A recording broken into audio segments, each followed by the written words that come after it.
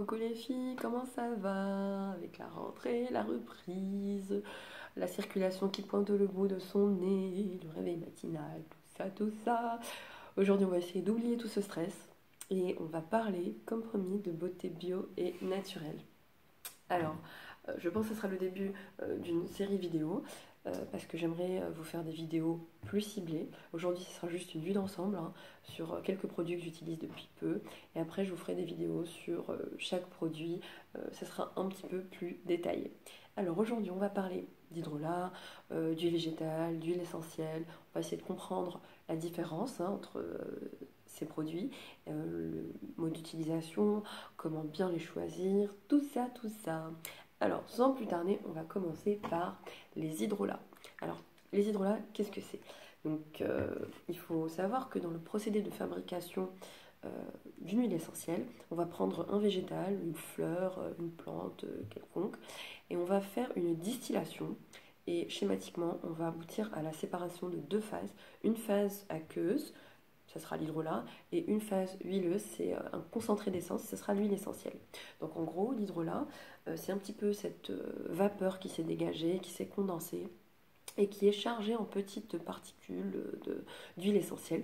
Donc c'est comme une huile essentielle, mais moins concentrée. Ça aura les mêmes bienfaits, mais il y aura une meilleure tolérance. On pourra les utiliser notamment chez les enfants et chez les femmes enceintes. Voilà. Alors, en gros, euh, les hydrolats, bon, moi personnellement, je les utilise comme tonique. Donc, après s'être démaquillé, on se passe un petit peu un pchit sur le visage, ensuite on passe un petit coton. Ça permet d'enlever tous les résidus qui sont dans l'eau, le calcaire et tout ça. Ça permet de parfaire le démaquillage, de resserrer les pores, etc. Alors, sinon, chaque hydrolat a une fonction bien précise en fonction de la plante dont il a été extrait. Alors, une précision avant toute chose, c'est que les hydrolats sont très fragiles, donc ils sont sensibles à la température, à la lumière.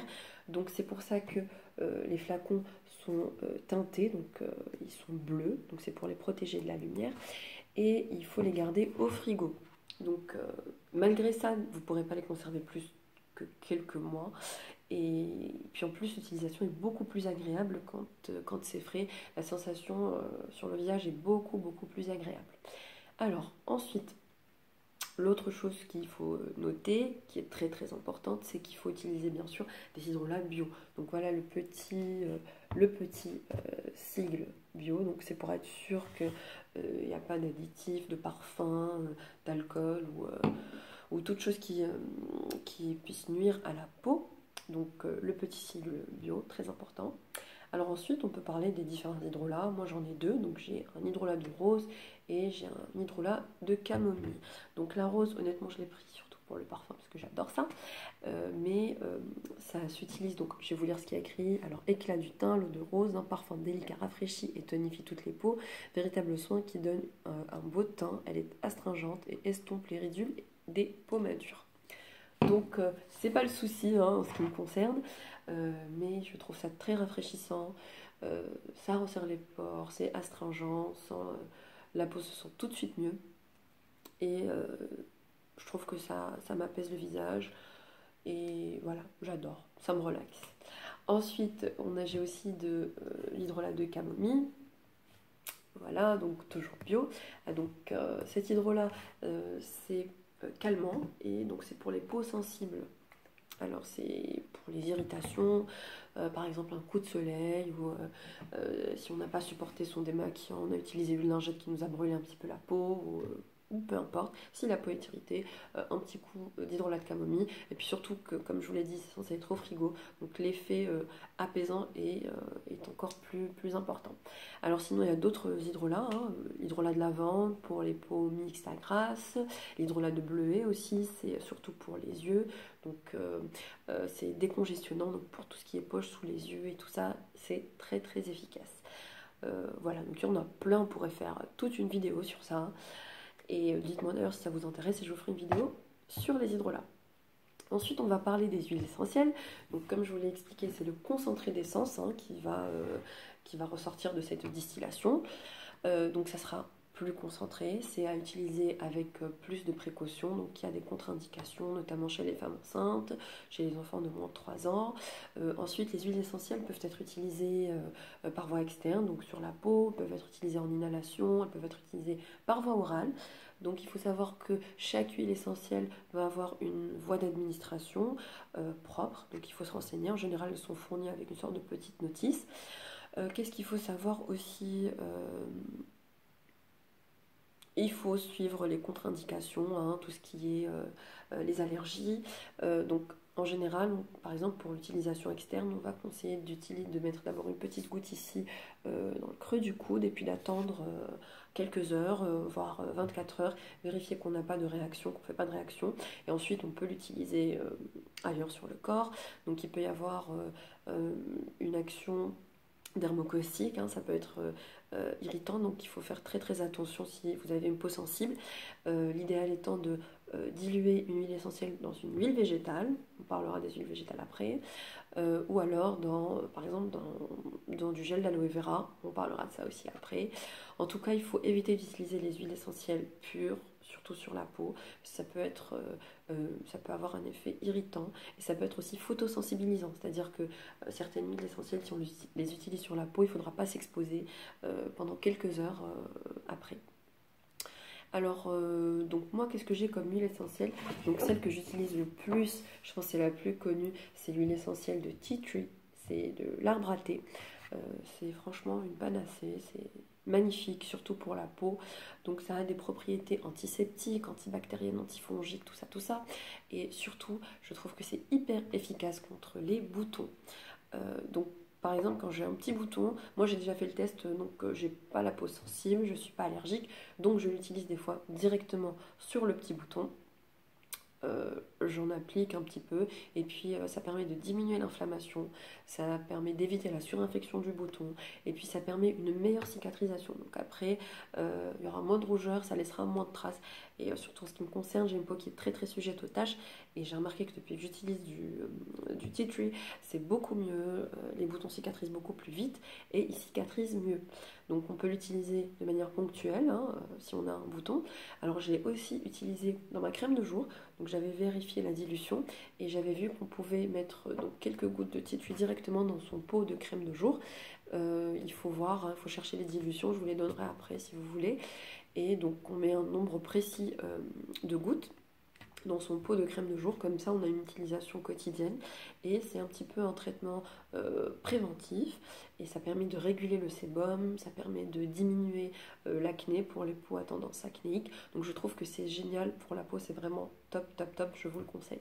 Après ça a d'autres utilisations, hein, ça permet de soigner certaines infections, bon pas de soigner mais disons que ça sera un traitement complémentaire, par exemple les infections ORL, les infections respiratoires, on peut mettre quelques gouttes dans un diffuseur si vous en avez un inhalateur ou alors carrément dans une casserole d'eau bouillante, on met quelques gouttes dedans et puis on fait, c'est comme pour le bain de vapeur, on met la serviette sur la tête et puis on essaie de respirer un petit peu, faut pas s'étouffer non plus hein, parce que c'est hyper fort, donc on essaie de reprendre un petit peu son souffle de temps en temps, mais ça permet de nettoyer un petit peu les voies respiratoires, ça fait du bien, ça dégage, je trouve que ça soulage vraiment, moi qui suis sujette aux infections, sachant que je suis malade actuellement comme vous pouvez le constater. Donc je vous le conseille, 1-2 gouttes, pas plus, dans une casserole d'eau bouillante avec une serviette sur la tête, faire quelques inhalations, je trouve que c'est vraiment top, ça soulage. Surtout avant de dormir, ça permet de passer une bonne nuit. Donc c'est un antiseptique, antibactérien, bien sûr toujours prendre son traitement antibiotique ou le traitement que le médecin vous a donné, ce n'est qu'un complément, ça peut permettre d'aider. Voilà, donc sinon, qu'est-ce qu'on peut avoir aussi comme utilisation? Il paraît que c'est un bon anti-pelliculaire, il paraît aussi que ça traite les aftes, j'ai pas essayé. Et du coup voilà, après bien sûr il faut faire très attention, il faut, je le dirai jamais assez, faire attention si vous avez une peau sensible, si vous avez des allergies, si vous êtes enceinte, si vous allaitez et ne pas l'utiliser chez les enfants qui sont jeunes. Voilà, donc ça c'était bon pour les huiles essentielles de manière générale. Et donc, d'ailleurs, j'en ai une autre à vous montrer. C'est donc de l'huile essentielle de géranium bourbon. Donc celle-là, je l'ai achetée pour les moustiques, parce que moi je souffre, en été c'était l'horreur. Donc ça sent très très fort, c'est un répulsif, ça marche très très bien. D'ailleurs, c'est très très drôle. Quand j'en applique, je vois les moustiques s'approcher et puis repartir directement. Donc c'est vraiment top. Parce que honnêtement, même en mettant des pastilles, même en mettant un gel répulsif, rien ne marchait. Je me suis fait massacrer les pieds cet été. Donc ça, je trouve que c'est top. Et puis je trouve que ça apaise un petit peu les piqûres quand on met tout de suite après la piqûre. Ça permet de soulager un petit peu les démangeaisons et tout ça. Et puis c'est un répulsif. Donc voilà, je vous le conseille. Pour l'instant, c'est tout ce que j'ai comme huiles essentielles, mais je pourrais vous faire aussi une autre vidéo que sur les huiles essentielles les plus courantes et les plus utilisées. Alors voilà, ensuite on va parler des huiles végétales. Donc, alors la différence entre les huiles essentielles et les huiles végétales, la différence majeure, c'est que les huiles végétales n'ont pas de contre-indication. On peut les utiliser donc pendant la grossesse, chez les enfants, tout ça, tout ça. Donc, elles vont être extraites de plantes oléagineuses. Elles sont extraites ou du noyau, des pépins, des graines, et donc l'extraction sera différente. Et donc, l'extraction va aussi définir le type d'huile. Est-ce que c'est une huile qui est vierge? Est-ce que c'est une huile qui est transformée, raffinée, etc. Donc, la meilleure des extractions, c'est ce qu'on appelle l'extraction première pression à froid. Donc c'est l'extraction où on ne va pas utiliser, donc ce sera à température ambiante, donc on va pas, il n'y aura pas de chaleur, on ne va pas utiliser de produits, donc on ne va pas modifier la composition de l'huile. Donc c'est la méthode d'extraction qui va nous permettre de conserver au mieux tous les composants, tous les nutriments de l'huile et donc tous ses bienfaits. Donc vous trouverez ça sur la boîte, donc ça sera précisé. Donc là, par exemple, vous pouvez voir, donc on vous donne l'origine, on vous donne aussi la méthode d'extraction. Donc là, c'est écrit première pression à froid, donc l'organe, c'est les graines. Donc là, c'est de l'huile végétale de rose musquée. Donc c'est celle que j'ai, c'est la seule que j'ai pour l'instant. Alors la première pression à froid, c'est toujours donc la méthode d'extraction à choisir. On va conserver le maximum de nutriments, il y aura le moins de transformation sur l'huile. Donc une huile vierge, du coup, c'est une huile qui n'a subi aucune transformation. Une huile transformée, donc ça sera une huile qui aura été estérifiée ou hydrogénée. Et une huile raffinée, c'est une huile où on aura rajouté du parfum, on aura modifié la couleur, tout ça. Donc c'est tout ce qu'il ne faut pas utiliser. Alors, les différentes huiles végétales qu'on peut avoir, donc moi celle que j'ai c'est l'huile de rose musquée. Donc, normalement c'est une huile pour la régénération, donc c'est pour les peaux matures et c'est aussi pour les taches. Donc moi comme j'avais un problème de boutons et que j'ai la peau qui cicatrise très très mal, j'ai pris celle-là, puis c'était pour les taches aussi. Donc pour l'instant j'ai pris celle-là. Donc on peut les utiliser seules. On peut les utiliser aussi mélangés avec du gel d'aloe vera, ou on peut les utiliser aussi pour diluer une huile essentielle pour diminuer un petit peu tous les effets secondaires possibles des huiles essentielles. Voilà, donc ensuite, qu'est-ce que je peux vous dire? Alors oui, je voulais vous parler du gel d'aloe vera. Donc voilà celui que j'ai, donc c'est le gel d'aloe vera de chez Planters que j'ai pris en suivant les conseils de Clémence. Alors on a pris celui-là parce que comme vous pouvez le voir, il y a écrit 99,9% de gel d'aloe. Donc là au moins il n'y a pas de risque, c'est quasiment pur à 100%. Alors le gel d'aloe, il a des propriétés infinies. Il peut être utilisé comme crème hydratante, comme crème anti-brûlure, crème apaisante, il peut être utilisé sur la peau, il peut être utilisé sur les cheveux, c'est un antipelliculaire, c'est un cicatrisant, c'est un antiseptique, c'est un hydratant. Donc vraiment, ses propriétés sont infinies. Alors moi je l'utilise en ce moment donc avec ceci. Donc ce que je fais c'est que je prends une noisette de gel d'aloe vera et je mets 2 gouttes d'huile végétale, donc d'huile de rose musquée, et je les utilise le soir comme crème hydratante. Donc vous pouvez faire ça, vous mélangez l'huile végétale que vous voulez et vous mettez donc 2 gouttes avec une noisette de gel d'aloe et vous pouvez l'utiliser comme crème hydratante si vous voulez passer en mode low cosmétique, hein, si vous voulez arrêter les cosmétiques du commerce, vous pouvez utiliser ça comme crème hydratante, crème de jour ou crème de nuit. Alors moi je préfère ne pas l'utiliser seule parce que alors c'est censé avoir un effet matifiant. Moi je trouve que c'est carrément que ça assèche, du moins pour ma peau, parce que j'ai une peau mixte à tendance sèche, donc je ne l'utilise pas seule. Je préfère le mélanger avec une huile.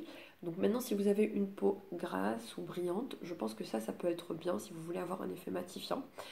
Après, je dirais qu'il faut peut-être pas en abuser non plus parce que après, ça pèle. Donc il ne faut pas en mettre beaucoup, il faut en mettre juste ce qu'il faut. Si vous avez la peau grasse, ne mettez que ça. Si vous avez la peau sèche, rajoutez quelques gouttes d'huile végétale. Et puis voilà, si vous voulez, je peux vous faire toute une vidéo sur le gel d'aloe parce que franchement, ses propriétés sont infinies. Voilà, voilà, donc je pense qu'on a fait le tour de tous les produits dont je voulais vous parler. J'espère que ça vous a plu. Dites-moi vos avis, dites-moi si une série de vidéos sur la beauté bio vous intéresse. Dites-moi les produits qui vous intéressent, ceux que vous avez envie que je développe dans une vidéo. Et puis voilà, je vous fais de gros bisous et merci de me suivre et merci de commenter mes vidéos. Et je vous fais de gros bisous et à très bientôt. Salut!